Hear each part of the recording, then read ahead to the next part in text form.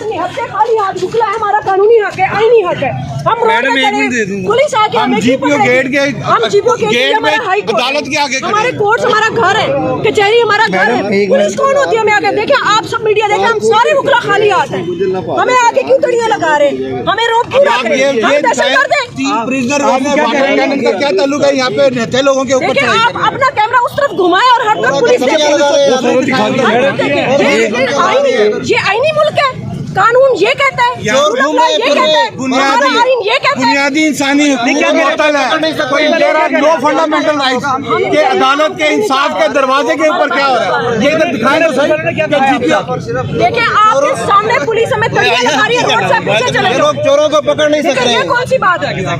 अब हम अगर खड़े हैं, हमारी एक कानूनी और आईनी हमारी कॉल है, ये तो हमारा हक है ना। जो चोरी हुई देखी हमने, पूरे मीडिया ने देखा, सारी दुनिया ने देखा, फॉर्म 40